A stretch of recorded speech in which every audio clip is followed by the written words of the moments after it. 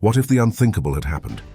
What if, in the crucible of 1241, Hungary had not merely survived, but had decisively won against the seemingly unstoppable Mongol horde?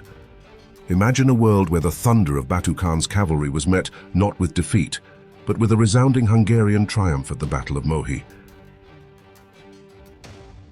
Today, we delve into a profound alternate history, exploring the monumental ripple effects of such a victory. We will trace how this single pivotal moment could have reshaped the destiny of Hungary, fundamentally altered the cultural and political landscape of Transylvania, and sent shockwaves across the entire European continent for centuries to come. To truly grasp the magnitude of this hypothetical shift, we must first understand the grim reality of 1241. The Mongol Empire was an unparalleled force, a military juggernaut that had swept across Asia, conquering vast territories with terrifying efficiency and strategic brilliance. Their westward expansion seemed limitless, and Europe lay squarely in their sights. Hungary, under the reign of King Bela IV, was a powerful kingdom, yet it was plagued by internal divisions. The nobility often defied royal authority, and the kingdom was ill-prepared for the sheer scale and ferocity of the Mongol war machine. Despite Bela's frantic efforts to fortify his realm and rally his forces, the kingdom was vulnerable.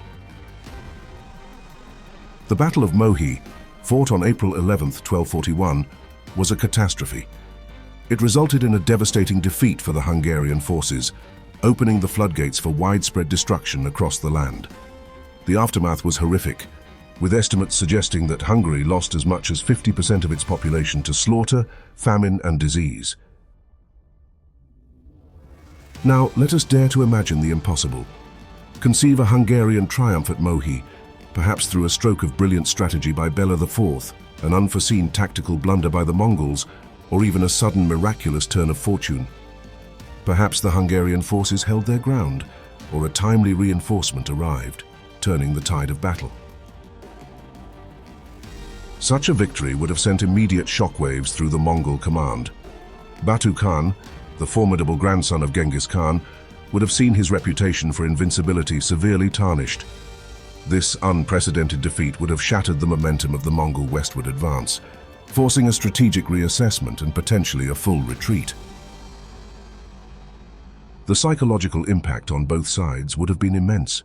For the Mongols, it would be a stark reminder that even their might had limits. For Europe, it would be a beacon of hope, proving that the seemingly unstoppable tide could, in fact, be turned back. A Hungarian victory at Mohi would have bought precious, invaluable time for the rest of Europe. With the Mongol advance checked, other kingdoms would have had the opportunity to prepare their defenses, fortify their borders, and perhaps even form a united front against any future incursions. The immediate existential threat would have receded. Within Hungary itself, King Bela IV's authority would have been immeasurably strengthened. His successful defense of the realm would have solidified his power, allowing him to consolidate royal control, rebuild and modernize his army, and embark on an ambitious program of fortification. This newfound stability would foster significant economic growth. Crucially, the avoidance of the catastrophic population loss would have preserved Hungary's demographic vitality. A larger, more vibrant populace would have meant a stronger workforce, more taxpayers, and a more resilient society. The kingdom would have retained its human capital, the very foundation of its future prosperity. This demographic preservation would have fueled an economic flourishing. Agriculture, trade, and the nascent arts and sciences would have continued their development without the severe disruption of the Mongol invasion. Hungary would have been able to build upon its existing strengths rather than starting from a position of devastation. Transylvania's demographics would have been profoundly altered. The historical need to resettle the devastated lands with foreign settlers, such as Romanians, Saxons, and Zekalis, would have been significantly reduced. This could have maintained a stronger Hungarian demographic dominance or led to a very different, more organically evolving ethnic balance in the region. This stronger, more confident Hungary would have exerted a far greater influence on Central and Eastern European events. It could have forged new, powerful alliances, becoming a pivotal player in regional politics, rather than a kingdom struggling to recover from near annihilation. The balance of power would have shifted dramatically. With its population intact and its economy unhindered, Hungary would have flourished as a major trading hub. Positioned strategically between East and West, it could have accelerated its development, particularly in areas like mining and metalworking, becoming an early center of industrial innovation. Its wealth would have grown exponentially. A victorious king, whether Bela IV or his immediate successors, would have been in a prime position to centralize royal power. The nobility, humbled by the king's success and perhaps more willing to cooperate, would have seen their influence curtailed. This could have led to a more unified and efficient monarchy, capable of implementing long-term national strategies. The Hungarian army, having successfully repelled the Mongols, would have learned invaluable lessons from the experience. They would have refined their tactics, improved their equipment, and enhanced their training, becoming a truly formidable regional power. Their military prowess would have deterred future aggressions and secured Hungary's borders. The absence of the profound trauma of the Mongol invasion would have fostered an atmosphere of optimism and confidence. This positive environment would have accelerated a cultural renaissance, allowing Hungarian literature, art, and music to develop organically and flourish without interruption. A unique and vibrant cultural identity would have emerged. The Hungarian language and culture would have thrived, unburdened by the severe disruption and demographic shifts that historically occurred. Hungarian identity and traditions would have deepened, becoming a more dominant and pervasive force throughout the kingdom. This cultural continuity would have shaped the nation's character. Transylvania's cultural landscape would have been entirely rewritten. Without the historical imperative for extensive resettlement, the region's political and cultural evolution would have taken a vastly different path. The ethnic dynamics would have been distinct, leading to a unique blend of cultures and a different historical narrative for the region. A stronger, more stable Hungary would have been a natural ally for the Holy Roman Empire, potentially leading to closer ties and a more unified Central European bloc. This alliance could have significantly impacted the balance of power in Europe, potentially altering the course of conflicts like the Hussite Wars and shaping the continent's religious landscape.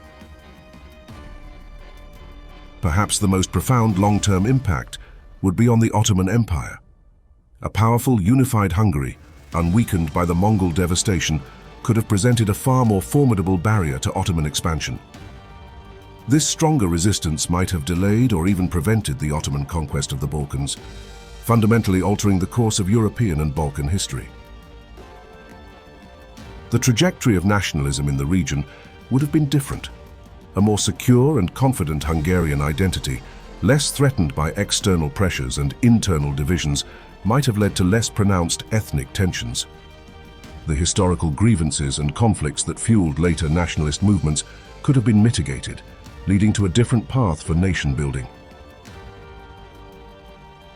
Looking even further ahead, a more influential Hungary could have played a vastly different role in the formation of modern Europe.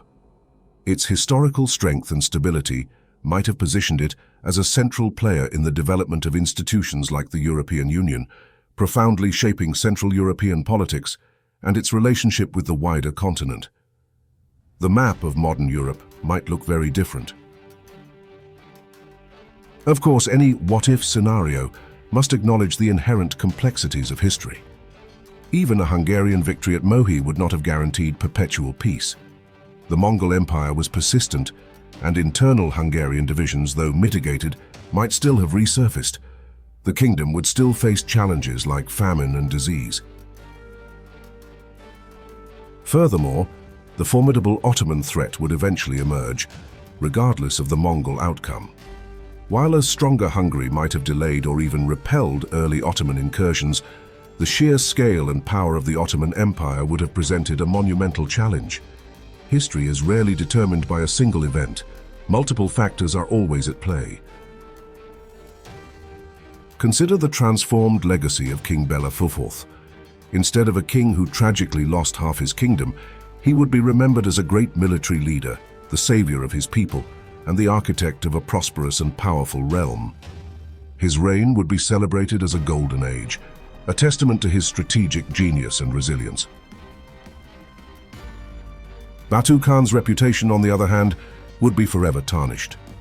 His westward advance, historically a triumphant march, would be marked by a significant, humiliating defeat. His image as an invincible conqueror would be diminished, altering the narrative of Mongol expansion, and perhaps even influencing the internal politics of the Golden Horde. Finally, the role of the Hungarian nobles would have evolved dramatically. Their power and relationship with the king would be shaped by a different political landscape. A victorious king, having proven his leadership, would likely have more leverage to centralize power, leading to a more unified and less fractious monarchy. The balance between royal authority and noble privilege would be fundamentally different. In this speculative journey, we have seen how a single pivotal victory at the Battle of Mohi could have forged a stronger, more resilient Hungary. This alternate timeline paints a picture of a Transylvania with a distinct cultural and demographic evolution, and a Europe whose geopolitical landscape was profoundly transformed. The echoes of this hypothetical triumph would resonate through centuries, altering alliances, delaying empires, and reshaping the very fabric of nations. It reminds us that history, while seemingly fixed, is a delicate tapestry woven from countless choices and chance encounters. What other pivotal moments could have reshaped our world? Share your thoughts in the comments below. If you enjoyed this exploration of alternate history, please like this video, share it with fellow history enthusiasts, and subscribe for more thought-provoking journeys into the what-ifs of the past.